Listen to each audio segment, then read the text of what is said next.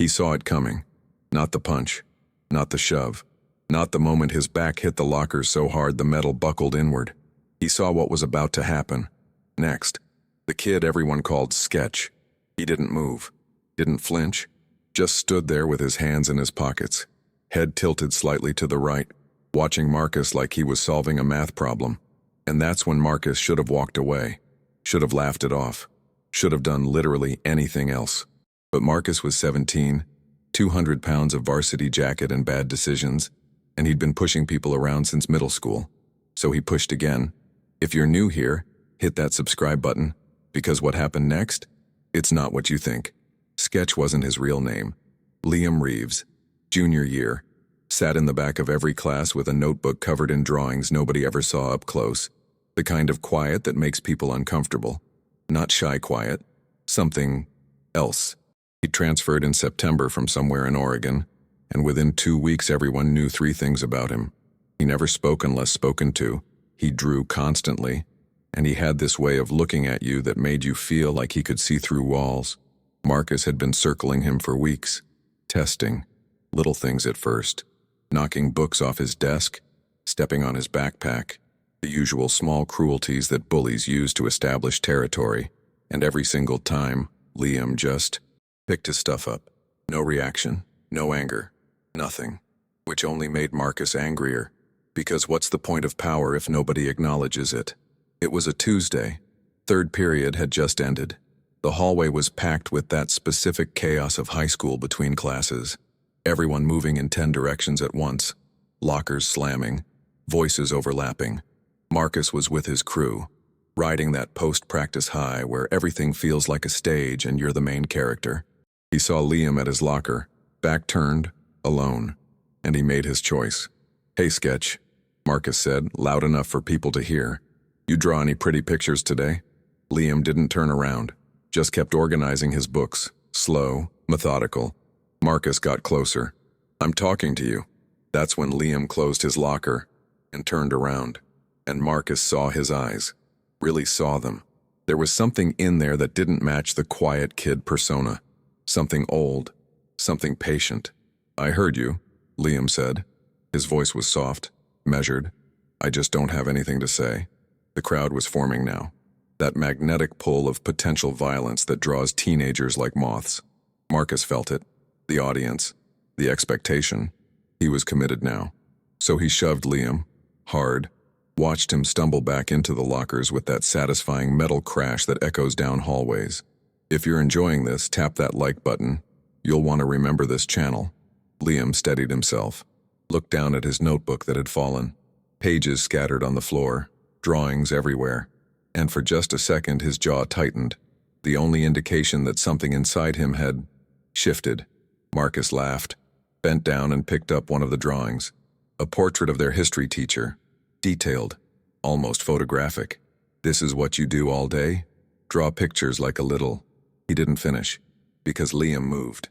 Not fast, not aggressive. He just stepped forward, reached out and took the drawing from Marcus's hand. Gentle, like he was handling something precious. Then he looked up, and his eyes were different now. Focused, present, awake. "You should walk away," Liam said quietly. Marcus blinked. Nobody talked to him like that. Nobody gave him instructions. He could feel his boys behind him, waiting to see what he'd do. He could feel the phones coming out, cameras ready. This was the moment. This was where he asserted dominance. So he pushed Liam again. Harder this time. Chest to chest. Or what? Liam didn't stumble this time. He just absorbed it. Planted. Then he did something nobody expected. He smiled. Not a friendly smile. Not a scared smile. Something else entirely. "You're not going to like what happens next," he said. And Marcus realized too late that he'd miscalculated everything. See, here's what nobody knew about Liam Reeves. What didn't show up on his transfer records. What his quiet demeanor had been hiding since September. Liam had spent the previous 3 years training in Krav Maga after a home invasion when he was 14, left his mother in the hospital, and him with nightmares that wouldn't quit. He'd learned from an Israeli instructor who'd made him promise something. Never use it unless you have no other choice. Never use it for ego. Never use it for revenge. Only for protection. only when walking away isn't an option anymore. Liam had walked away from Marcus 14 times. He'd counted. This was 15. Marcus threw the punch. Right hand, wide arc, telegraphed from a mile away. In his mind, it was going to connect with Liam's jaw. There'd be a satisfying crack, and this would be over. He'd be the guy who shut up the weird art kid.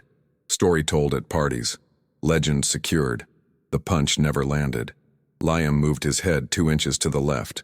That's all it took. Marcus's fist sailed past, throwing him off balance. And in that microsecond of vulnerability, Liam did 3 things simultaneously. He stepped inside Marcus's guard. He hooked his left leg behind Marcus's right ankle, and he placed his palm flat against Marcus's chest. Then he pushed. Not hard. That's the thing nobody understood watching it. He didn't need to push hard. He just needed to redirect momentum. Physics did the rest. Marcus went down like a demolished building. Backward, rotating, completely out of control. He hit the ground flat on his back, and the sound it made, you could hear it 3 classrooms away. The air left his lungs in one violent burst. His head bounced once off the linoleum. Not enough to injure, just enough to stun. The hallway went silent. Liam stood over him, didn't gloat, didn't celebrate, didn't even look satisfied. He just looked tired. "I told you," he said quietly. "You should have walked away." Then he bent down, gathered his drawings, closed his notebook, and walked toward his next class. The crowd parted for him. Nobody said a word. Phones were still recording, but the energy had changed. This wasn't entertainment anymore. This was a lesson. Marcus lay there for maybe 5 seconds, maybe 10, trying to understand what had just happened. His boys were frozen. Nobody helped him up because nobody knew what to do when the script flips, when the bully becomes the victim, when power evaporates in 3 seconds. A teacher arrived. Questions started. But here's what's interesting. Here's where the story gets complicated. Because 17 different students had recorded the entire thing. Every angle. Every moment. And when administration reviewed the footage, they saw something Marcus's friends didn't want to admit. They saw 14 seconds of Marcus shoving, threatening, escalating. They saw Liam not fighting back. Not until the punch was thrown. Not until there was no other choice. Self-defense. Clear as day. Documented from multiple perspectives in 1080p. Marcus got suspended for a week.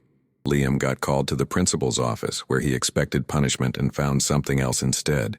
The principal, a former Marine who recognized control when he saw it, asked him one question.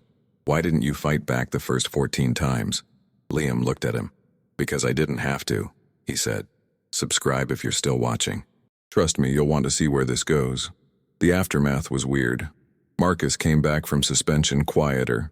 Not broken, but different. He stopped pushing people around, started eating lunch in different places. His friends didn't know how to act around him anymore because the hierarchy had collapsed. And Liam? Liam went back to being exactly who he was before. Quiet, drawing, sitting in the back. Except now when he walked down hallways, people moved. Not out of fear, out of respect. 2 months later, Marcus saw Liam in the parking lot after school, alone. And for a second, the old instinct kicked in. The urge to prove something, to reclaim territory, but then he remembered how it felt to have the floor slam into his back, how it felt to be helpless, how it felt to be wrong. He walked over anyway. Liam saw him coming, tensed slightly, ready, but not aggressive. "Hey," Marcus said. Liam nodded, waited. Marcus looked at his shoes. "I wanted to say I'm sorry, for all of it. Before." Liam studied him. That same penetrating stare that used to make Marcus uncomfortable. Now it just made him feel seen. "Okay," Liam said finally. "Is that it?" Marcus asked. "Just okay?" Liam shrugged. "What else do you want me to say? You apologized, I heard it, we're good." Marcus stood there, realizing he'd expected more. Wanted more. Some kind of absolution. Some kind of dramatic moment. But Liam wasn't interested in drama. He was interested in moving forward. "Your drawings," Marcus said. "They're really good. I saw them that day and they're really good." Liam's expression softened slightly, almost imperceptibly. "Thanks." They stood there for another moment. Then Marcus nodded and walked away. And that was it. No friendship formed. No movie moment.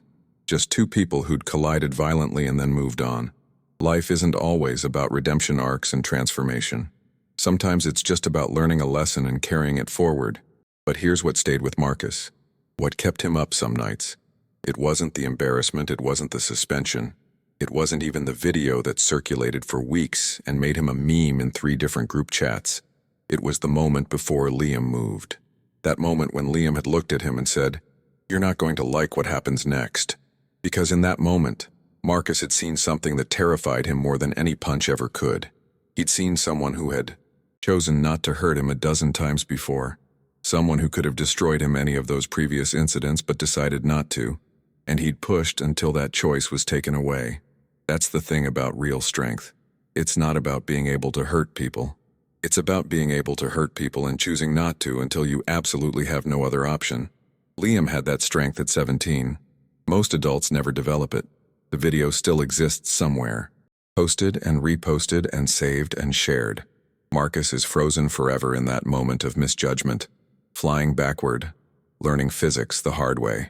Liam is frozen in that moment of necessary action. Doing only what he had to do and nothing more. And every kid who watches it learns the same lesson Marcus learned. Quiet doesn't mean weak. Patience doesn't mean passive.